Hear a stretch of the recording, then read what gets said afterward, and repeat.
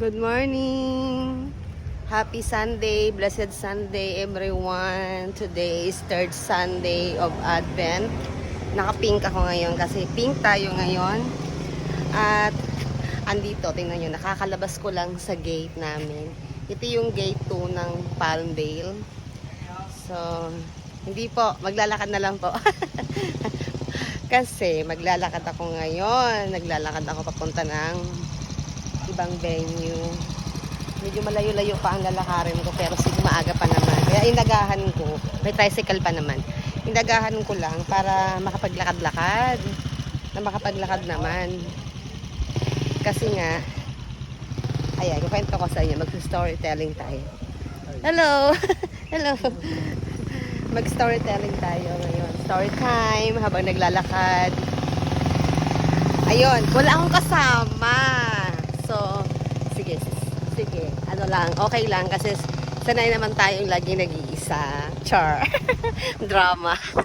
Ayan, ang drama ko na naman. Sabi nga sa akin ni Father Richie, ang drama naman. So, yun na nga. Kaya ako naglalakad ngayon dahil nasira yung kotse ko. December, yung kapiyastahan pa ni Mama Guada nasira noong December 12. So ayun na umandar. Ngayon ang daming sira. Nasa bahay. Kailangan ma-pick up siya ng mekaniko. Kahapon Saturday. Hindi ako nakalabas kasi sumama yung pakaramdam ko at walang mekanikong dumating sa bahay para pick upin yung sasakyan ko. Okay. Kaya yung Sunday after ko magsimba, yun ang aasikasuhin ko. Yung sasakyan ko kailangan madala ko siya sa talyer kasi ang dami niya nga ayusin. Nangihingi talaga, parang nagpaparamdam na magpalit na ako ng kotse. Pag talaga hindi naayos, wala akong magagawa, mapapapipilitan ako magpalit. Kasi ayoko kasi magpalit hanggat meron pa naman, kaya pang ayusin. Sayang naman yung pera. Diba?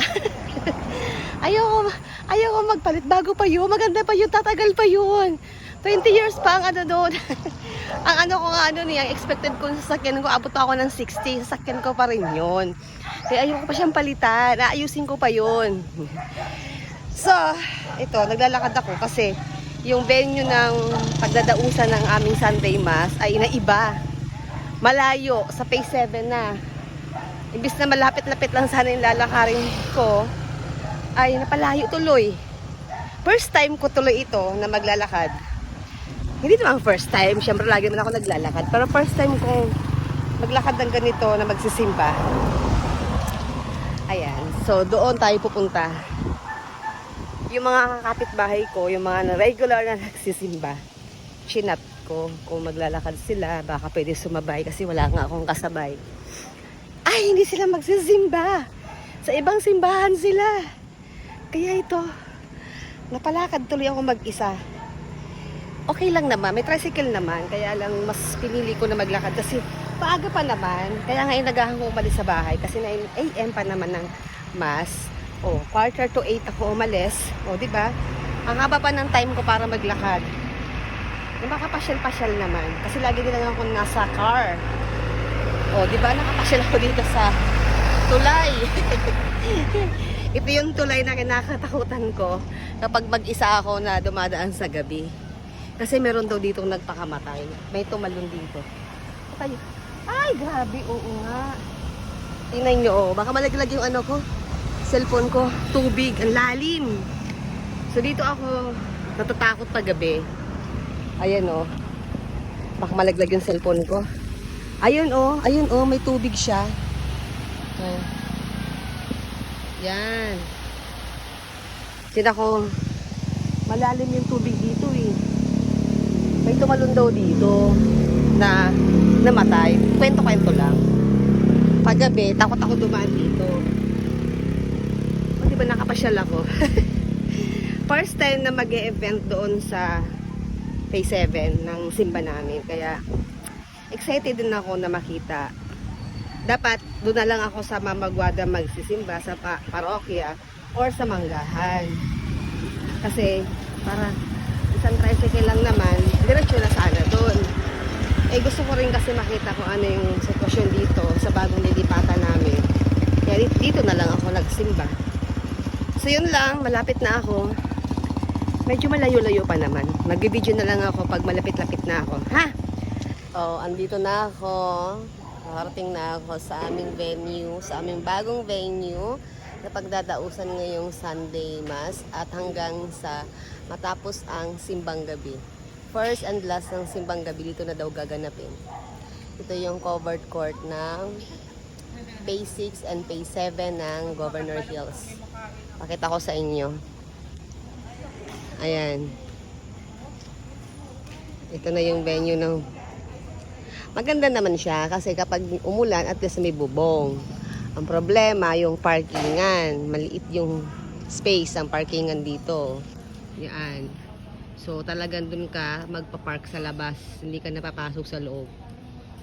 Ngayon, wala ring CR. Hindi katulad dun sa clubhouse na merong CR kapag naihi. Kaya kapag magsisimba kayo dito, mag-CR na kayo. Huwag kayong inom ng maraming tubig para hindi kayo maihi.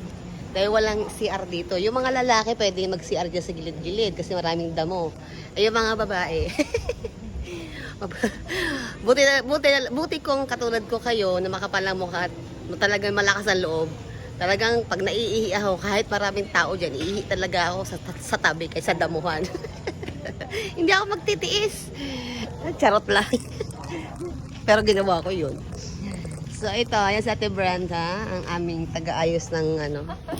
Siya ang nag-ayos dito. Hindi ikaw? Taga-Phase 4. Ah, Phase 4? Ayan, ito na. Ayan, ang mga magsisimba, nagdadatingan na ang mga magsiserve.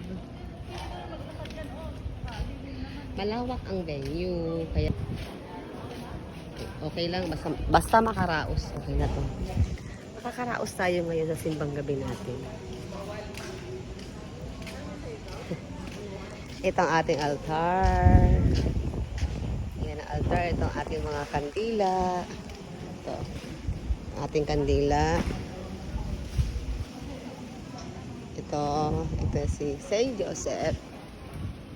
Si Jesus at si Mama Guada. Ayan ang ating area na pag dadausan ng ating misa. Ayan, wala akong serve today kasi nga nagpa-cancel ako ng schedule dito ng ngayong Sunday. Kasi dapat, ang sabi ko, ako nagpa-cancel dahil magsaserve ako at magsaseminar sa binyag doon sa parokya. Dahil nasira naman yung sasakyan ko at ngayon ko siya dadalhin sa talyer ngayong Sunday after ko magsimba, hindi naman din ako makakapag-serve doon sa binyag. Nagpaalam na rin naman ako na hindi ako makakapag-serve. So ngayon Sunday, wala tuloy akong serve. Pero okay lang, at least ang importante, magsisimba. Yun lang. After ko magsimba, mamaya ay aayos na ako ng sasakyan. Ang daming ayusin ng sasakyan ko. Bye-bye.